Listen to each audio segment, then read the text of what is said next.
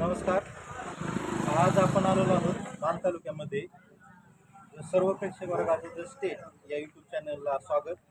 तर मान तालुका हा आमदार जयकुमार गोरे यांचा मतदारसंघ आहे. तर जयकुमार गोरे यांना महायुतीची उमेदवारी जवळजवळ फिक्स मानली जात आहे, परंतु महाविकास आघाडीकडून अजूनही अधिकृत उमेदवार जाहीर झालेला नाही. 2-3 नावांची चर्चा आहे. तर आपण लोकांच्या प्रतिक्रिया घेऊया. लोकांना काय वाटतं मान तालुक्यामध्ये. नमस्कार. एकंदरीत आता मान तालुक्याचं चित्र स्पष्ट व्हायला लागलेलं आहे. महायुतीचा उमेदवार जयकुमार गोरे हे आहे आणि महाविकास आघाडीचे उमेदवार अधिकृत अजून जाहीर झाले नाही, पण होतील. एकंदरीत मग तुम्हाला तालुक्यात राजकीय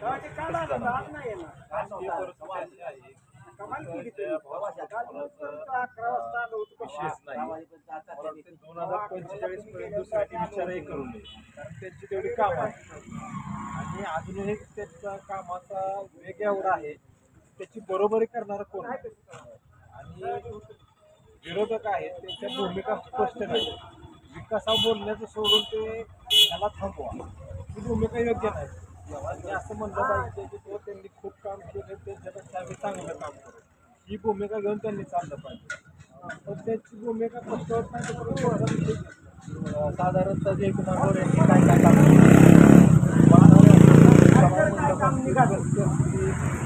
पाण्यावर मोठं काम केलं, कारण महाविकास आघाडीचे प्रमुख नेते एवढे आले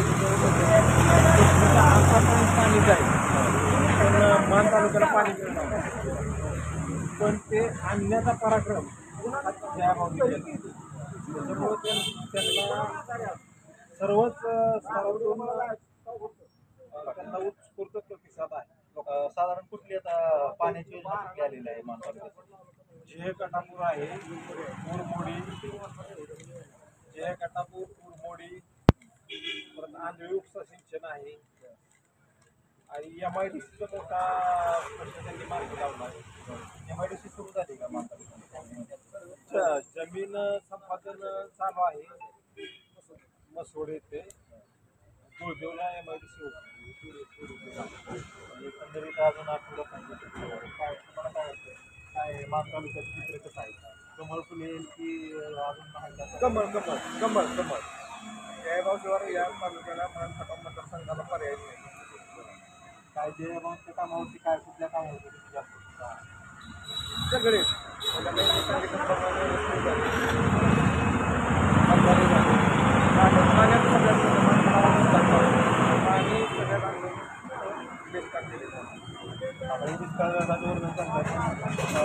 साधारणतः पूर्वेकडचा भाग जे आपण पर्जन्यशाहीचा प्रदेश हा जवळजवळ संपूर्ण दुष्काळीत भाग आहे.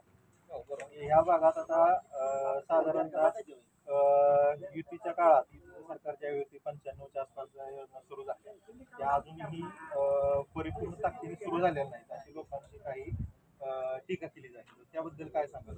अजून जवळ 30 ते 40 वर्ष झालं अजून पाणी येईल. आता आमचे 32 गावात सर्वे झालेला आहे.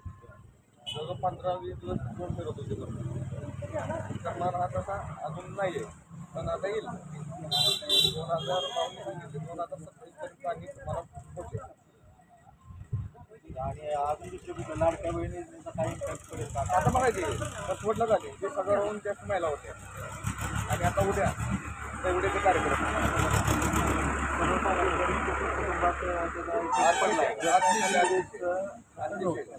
काय खर्चे नव्हते, काय काय पैसे लागले आता होतं त्या पैसे नव्हते असे बी काय काय महिन्याचं खातं नव्हतं. ह्या योजनेमुळे खातं निघालं त्यात अकाउंटमध्ये पैसे बी आले.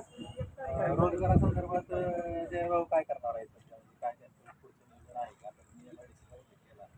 त्यानंतर काय दुसरं आहे का? शिक्षण संस्था आपली त्याच्यावरती भर आहे त्यांचा. निवडीमध्ये नवीन कॉलेज आहे आता क्रीडा संकुल वगैरे केलं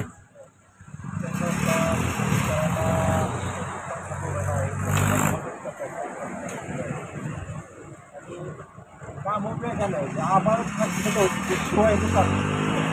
त्याच्या अगोदर कुठल्याच नेत्याने किंवा कुठल्या राजकीय पक्षाने कोणतंही काम केलं. जेव्हापासून ज्या भाव इथं आले तेव्हापासून कामाला वेग आला आणि जवळचा लांबचा न बघता जो येईल त्याला कधीच मोकळा माघार नाही पाठवतात कामच केलं.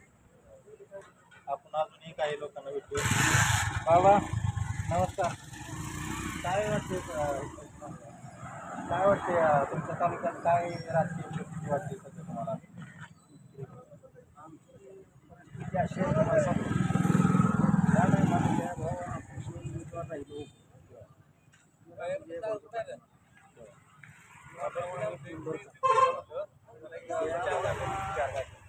अपेक्षित काय आहे त्या सगळ्या पूर्ण करायची त्यांची क्षमता आहे. आता कसं तुमचं वय भरपूर आहे म्हणजे तुम्ही अजून बरेच नेत्यांना पाहिलेलं आहे तुमच्या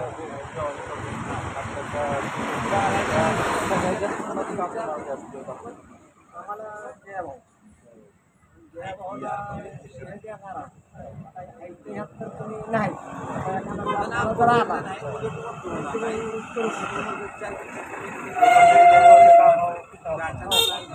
जयाभाऊच्या कामावर तिथं आहे का माहितीच्या कामावर? जयाभाऊ फडणवीस तर आहे एकंदरीत बाबांनी